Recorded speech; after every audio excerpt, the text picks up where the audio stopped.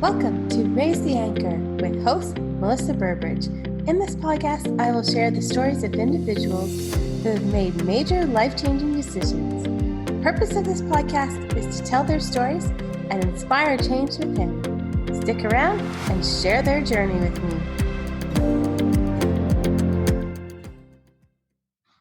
So today on the podcast, I have a professional tackle football player. She's a kick-ass chick, Sarah Wolfer. Welcome to the show. Yeah, thanks for having me on. I'm excited to be here. I'm so excited to have you. I've never heard of pro tackle football for females. What is that like? Yeah, it is an amazing experience so far. It's actually a brand new league. It's called the WFLA, the Women's Football League Association. And I'm going to be playing for the Phoenix Red Tails for the 2021 season. This is the first time we'll have, if everything works out, the first time we'll have a paid professional league for women. Before that, I was playing semi-professionally with the Oregon Ravens, which is part of the Women's National Football Conference. And that's kind of there's been a few other leagues that have been around for a long time, actually, for women's tackle football. But this, again, will be the first time that we enter, with goals to become like the NFL, but for women. So cool. Like, how many teams will actually be in the league in 2021? I'm not sure how many will actually be in there. It's probably on the website. I know there's a goal to get over 30 teams eventually. I'm not sure how many will actually be there in the first season. Yeah. So 10 plus. So I take it, have you been like watching football and playing football since you were little? So actually, I have not been watching or playing football my whole life. I've been a soccer player, and I started playing when I was 4 years old and played collegiately and semi-professionally. And that was kind of my big love for most of my life. And in probably 2016 or 2017, I was at the Pride Parade here in Seattle, and I saw the Seattle Majestics playing on a float there as part of the Pride Parade. And they were all wearing their gear. Some of them were carrying their helmets, had the pads. And I just had this moment of realizing, wait, there's women who play tackle football? That's a thing that I'm allowed to do? And it stuck with me. I didn't try out for a couple of years, partly because I was really nervous because I didn't know anything about the sport. But finally, in 2018, I tried out for the team and made it and really fell in love from there. No, that's super cool. So how has it changed your life now playing football instead of soccer? Like they're both endurance sports, but you're using different parts. Like you're getting tackled. What is that like? Yeah. I love actually. So in soccer, it's funny, I'm a striker and I love to score the goals. But in football, I actually really love playing defense more, and I love to be the one doing the tackling, and it's life-giving. It's really therapeutic, and it's a socially acceptable way of getting some of that energy out that I have. So that's actually my favorite part of football is the tackling component. It's a little less fun getting tackled, I will say, but no, the tackling part of it is why I'm so drawn to it. It takes a different skill set, though. Definitely, it's not just physically way more taxing. Like after a game. Even after the first practice with our full pads on again in a season, you feel like you got hit by a car. Like, it's just like for days afterwards, I'm sore everywhere, my neck from the helmet, everything hurts. So like that part you get used to. But then also the mental component of football is so intense, having to memorize the playbooks, which have hundreds of plays. And in the teams I played so far, I'm an athlete, I'm really fast, and so it'll put me all over the field. So I'll be having to learn the whole offensive playbook as a wide receiver, and then I'll also be learning different defensive positions. I've played even in one season I played with Seattle, moved to, played with the Oregon team, but we didn't have a season this year because of COVID. But between where I was going to be playing, I would have played, I played some D-end, some linebacker, been looking at safety, I've played some cornerback, and so I've kind of played, and then also like special teams, I'm also the kicker, and then wide receiver. So I'm really kind of all over the field at this point. And so learning all of the different, when I didn't watch football my whole life, learning all of the different rules of football, plus for all the different positions, it's been incredible and really challenging, and I love every second of it. That's great. And so who are all your coaches? Are they men who have played in the NFL, or are they women? Yeah, so in the leagues that I've played in so far, the coaching staff has been predominantly male, but not, I don't think any of the coaches that I've had have ever played in the NFL level. Some have played collegiate, but most of the coaches were actually men who played in high school, just because in the women's game, it's not very big yet.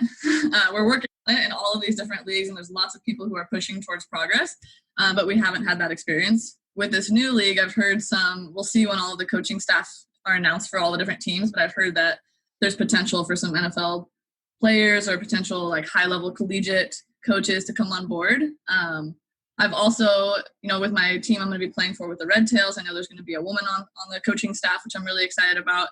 And same with Oregon. There was a woman on the coaching staff as well who was a USA All-American linebacker, and she's incredible. Her name's Leah Hinkle, and she's amazing. And so it's been a mix of both, I'd say. So would you, we'll talk about COVID in a minute, but is your goal to ever be on the NFL or to push this women's league to be huge? To push the women's league to be huge. I think we play it differently as women. Same with soccer. And that's the sport that I've known way longer. Women and men play it very differently. And so I think so far from what I'm seeing, it's also the same with football. And I really love to compete against other women and tackle them and all of that. I just have to say there are women who have played against men, and that is amazing. With my size, I don't know if I would want to be tackled by a man. But like Jen Welter is one of the big names in women's football, and she actually played professional arena football with men as a running back and has a book out and still doing a lot of amazing thing in the women's football world. But she's definitely braver than me, and that she, suited up and did full contact tackle football with men. And even actually on my team now with Phoenix, there's one of the other players started I don't know exactly her story, but she started, this football league, this co-ed, in another country as well. And so there are lots of women who do that. But for me, my personal goal is I want to see this, become there's a WNBA for basketball. I want there to be an equivalent for football for women. No, I wholeheartedly support that. I think it should be equal. There should be both. Mm-hmm. Yeah, definitely. I honestly, the size of some of those men, I wouldn't want to be tackled by them. Yeah. So how has COVID, I know you're not doing a season at all. Are there talks to do a little bit, like a pre-season just to keep you guys active? Definitely not here in America. We're not handling COVID so well. There are some players, because with my Phoenix team, there's a lot of international players, so some of them are having seasons in other places around the world, but I'm not going to be able to do any of that. We are going to, we're going to have a training camp, all the teams are, before season actually starts next year, where we're going to have to do all of our fitness tests and training and all of that as well. So it's going to be, I think, 2 months before season actually, before our first game, we're going to have those practices together. Yeah, no, that's super cool. Yeah, because you're in Washington, and so right below you guys is California. Are you guys fearful that hotspot's going to come up towards you guys? So Seattle was actually one of the first hotspots in America for COVID, and so I think there's definitely that fear here, not just from California, but from even walking out. I have a company that I'm sure we'll talk about in the sports world, and we're trying to be very safe with how we're handling sports in the time of COVID. And doing one-on-one and really small groups and with masks and sanitizing everything. But it's really disheartening here, even in the Seattle area, when I go out to do one of these lessons, and the other day I see a full baseball game going on with no masks, no safety precautions being handled, the coach calling everybody in for a huddle really close to each other. And it's like, if we keep all behaving like this as a society, we're not going to move out of COVID anytime soon. So I'm not necessarily worried specifically about California, but just in general with how we're handling it across the board. So my thoughts are. No, I definitely, I want you guys to clear it up because we want to go down to the U.S. next year for 3 weeks. So to be able to do that. So I know you're in pro football, and I know when you hear of pro football players who are men, when they come out as gay, they get judged and they get ridiculed. Have you found that? I know you came out quite late. You came out at 29, correct? In the women's football world, there's not as much stigma around being gay. there were, I will say, without going into too many details, there's definitely moments where I've heard comments being made from people in positions of power about people who look like me or who are more feminine presenting, not being able to, like, it's people can't comprehend how I would look this way and also be gay, because there's a lot of still stigma around what a gay woman looks like. And so I've definitely heard comments about that, not necessarily even directed at me, but other women on the teams that I've been on. And there was some, not from football, but just from like, family stuff. And, I think with anything like that, you're going to lose people. And so I did lose some people that I wasn't expecting, or relationships definitely changed inherently as part of coming out. But overall, I've been lucky to be surrounded by a lot of really positive people who support me and love me for exactly as I am. And that's something that's really important to me. If you've read, I do this a lot. I talk about all the books that I love to read. Glennon Doyle's Untamed. Have you read that? Love it.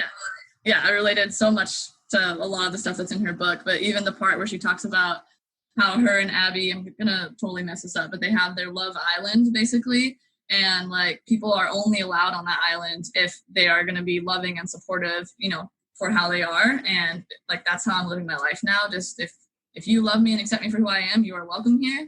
But if not, then I'm going to keep you, farther away. So I've been really lucky that, like with my, my wife, I just got married a couple of weeks ago. So she's been amazing and really supportive, but so is a lot of my family and a lot of my friends. And so I still feel really great with my chosen family as well. No, that's good. And congratulations. Your wedding looked beautiful. Yeah, thank you. It was such an incredible experience. And, getting married with the water view behind us and so her name's Sylvie, her and I both love being around water and nature, and got to have a ceremony that was private for us, but had a few close friends there. And it was incredible. Best day of my life so far. Awesome. That cake was gorgeous too. I love the mountains in behind.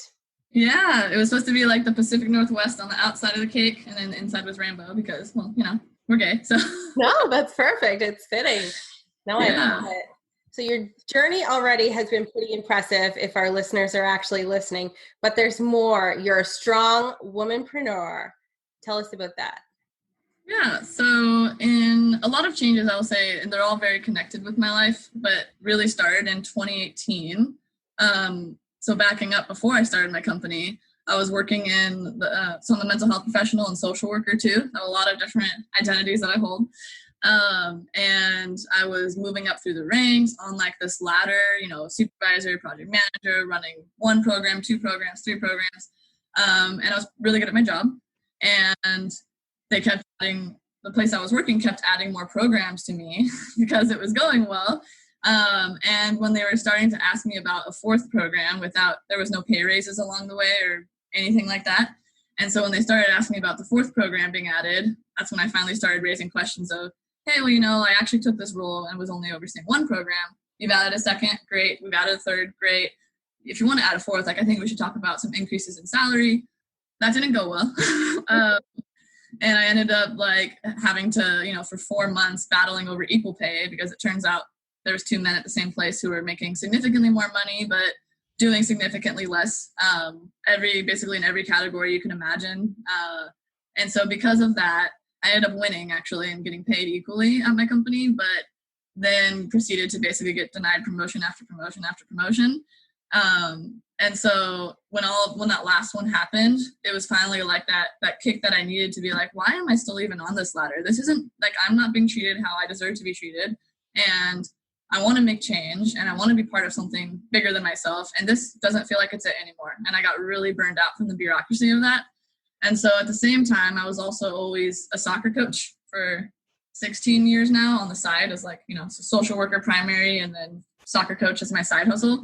And had even at one of my jobs before that had made a whole proposal to them about how we could be more equitable for girls and women in sports, and how I would be the one that could help lead the change for them. I'd do it for free, but just I had seen all of these issues, and they didn't even listen to it. They didn't even respond to me. And so when all of this started happening, it was November 2018, I finally decided, you know what, I'm just going to do the thing. And that's when I decided to start my company, Girl Boss Sports. And basically we have 2 goals. One of them is to keep girls in sports, and that's because they're dropping out way too quick.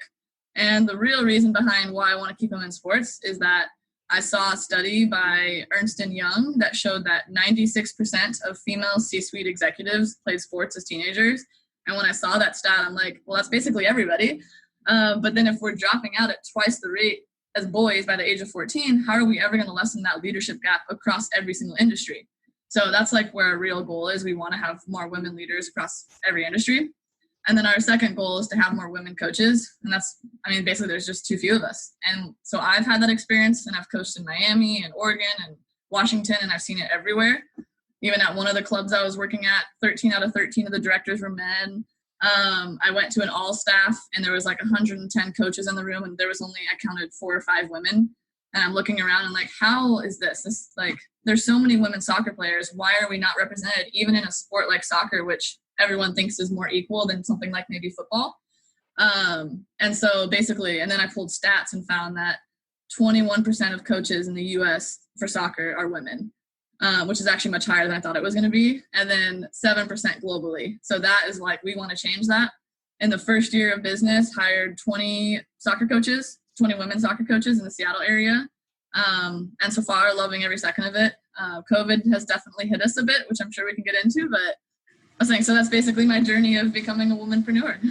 No, I love it. And I love that lofty goal. Like, anything we can do to help, we'll push anything. I love it. Spread the word. I love that goal. Thank you.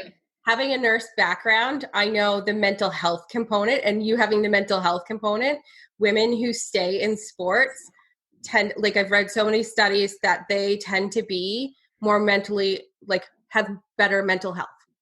Oh, definitely. Thinking just about the skills we learn as athletes, not just leadership, that's a big one, being a captain and all of that, but communication, conflict resolution, like teams are given so many ripe opportunities to work out all of these different skills that are going to help women leaders across the board. But yeah, definitely mental health as well. So, and the confidence.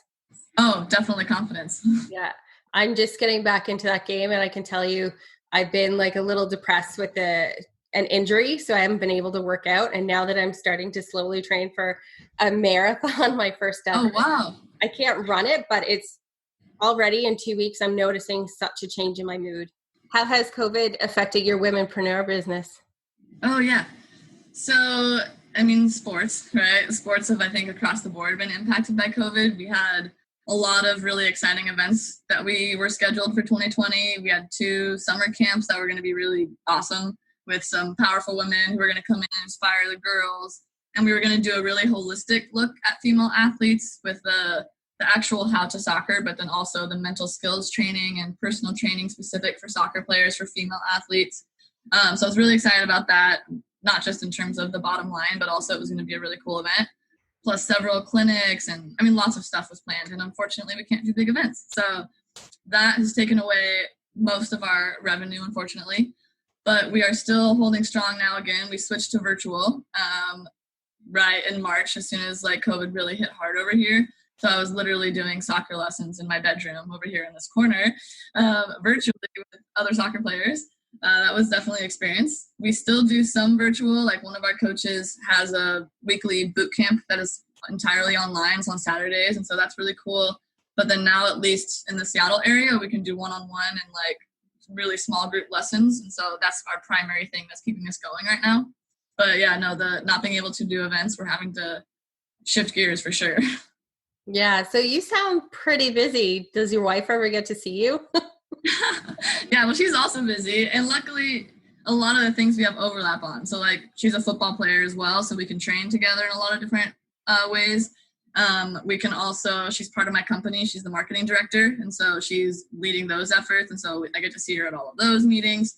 And then we have other projects. We're actually working on some really cool things that I probably shouldn't say yet or she'll get mad, but we're working on some cool projects together. So I'm really excited about that. And then also, so I guess it's mostly project-based right now, but I'm also starting up my own private practice in the next couple of weeks. And so she's helping me with that as well. And so right now we're kind of approaching our new marriage as a team, and we have a giant whiteboard with all of the projects that we're working on and checklists and who's doing what, and it's going amazing. And so that's our primary focus right now, just because we have a lot of stuff on our plate.